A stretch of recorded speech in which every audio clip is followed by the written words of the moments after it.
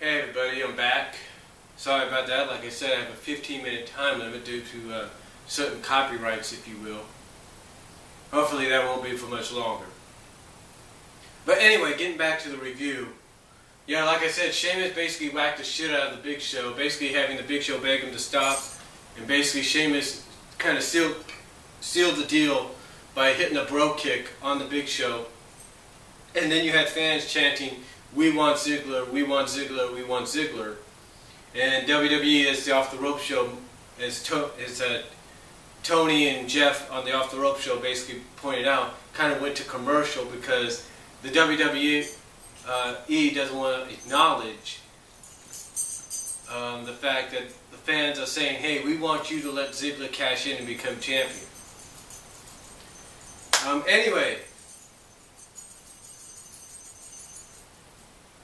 Anyway, after that, we had a segment, an in-ring segment between Vicky and AJ. AJ basically said she had some evidence of her own that she wanted to share about Vicky. So what does AJ do? AJ basically presents these, I guess you could say, Photoshop pictures of Vicky with people, with superstars and personnel like Ricardo sharing a burrito, eating some barbecue sauce or barbecue with JR, and doing some dancing with Brodus Clay. And you can tell these are Photoshop. And Vicky is not really happy about this. And AJ's like, "What are you going to do about it? Huh?" And, basically, AJ's like, "Hey, what are you going to do, huh? What are you going to do?" And basically, not just say something like that, but AJ's like, "Yeah, you think this is embarrassing and humiliating? So is what you've been doing over the past week with these accusations." And then AJ, just when it looks like Vicky says, "What are you going to do? Slap me or what? What's going to happen?" AJ informs her, "You know what? You're not going to do anything. Because just like you told me I can't touch you, I've been told by the board of directors that if you touch me, you lose your job." And then she's like, "So what are you going to do about it?" Because Vicky wanted to slap her. And she's like, "What are you going to do about it?" And this basically, after she's saying this one more time, out comes Tamina and attacks her. Tamina with a new look and a new outfit. So it basically looks like, it was, I guess, one way to kind of close out this feud, possibly with AJ and Vicky, and kind of, not just close out this chapter of the feud, but kind of focus on another portion of it. In other words, giving Vicky, I guess you could say, a bodyguard, if you will, or an associate in Tamina. So this might be interesting to see what happens there. And if AJ's a pretty good athlete, pretty good wrestler, so we'll see what kind of matches we'll get out of this. Next up, we had the featured.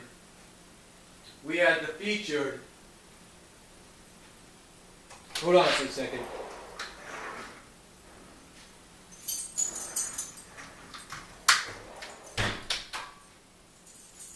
Never mind.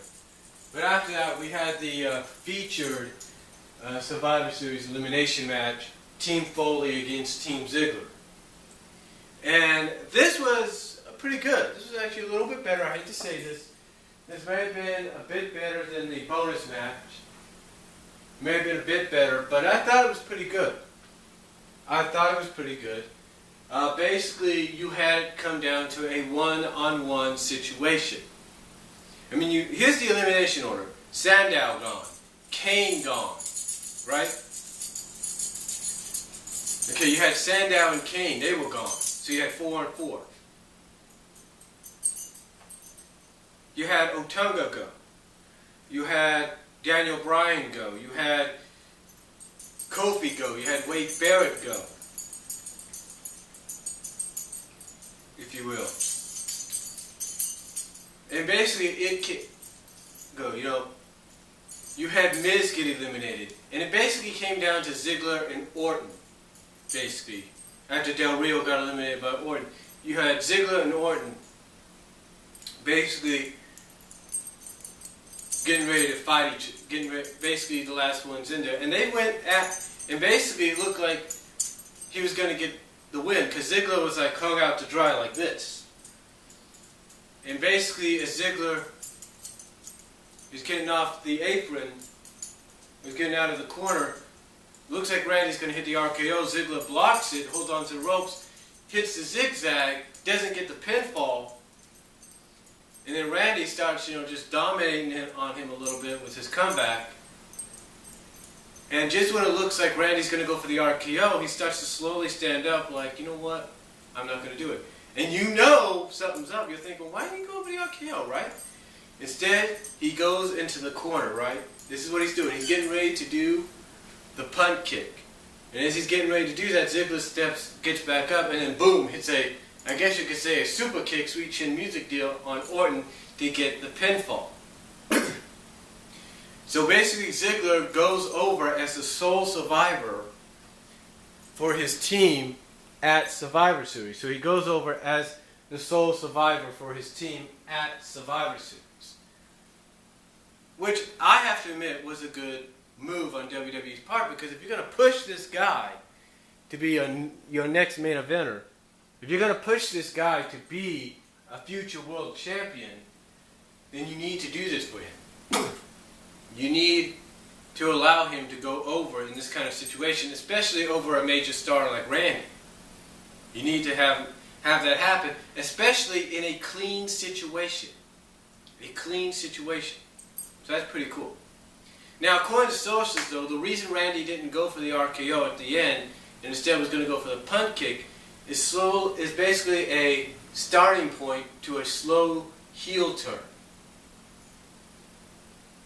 That's right. That basically right there, opting to go for the punt kick instead of the RKO was to go for a slow heel turn. But there's a problem. That crowd was popping for the punt kick. So there's a problem there. Anyway, after that,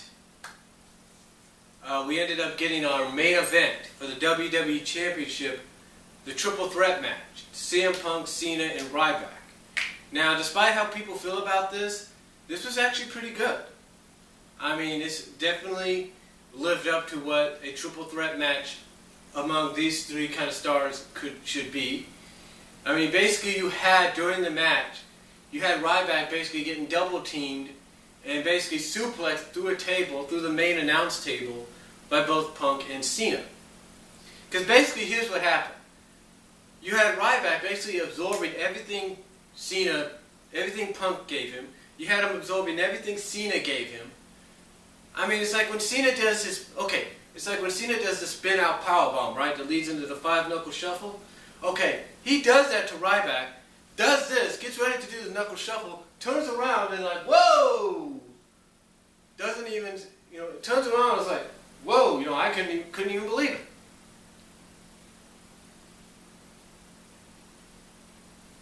So yeah, basically you have Ryback basically absorbing and no-selling both men's moves, right? And again, the reason he got suplexed through a table throughout in the middle of the match is because he tried to do a double shell shock, which I predicted he was going to try to do, or at least attempt, or even do. He was attempting to do it outside on both Punk and Cena. And that's when they both double teamed on him. But even putting Ryback through the table didn't stop it. He came back in, pulled Cena out, basically got back in there and started dominating Punk. He hit the meat hook, clothesline, and then hit him with the shell shock. And it looked like we were going to have a new champion, right? Cena comes in though, stops him, tries to stop him. That doesn't work, and basically Cena gets a shell shock for his troubles. And it looks like Cena's going to get pinned, right, by Ryback, and Ryback's going to be the new champion. That doesn't happen, because what happens, in case you don't have Hulu Plus, I suggest you get this son of a gun. I suggest you get it, even if it's it's only $7.99 a month, basically $7.99 a month. I suggest you get it. Go to the WWE channel and watch NXT.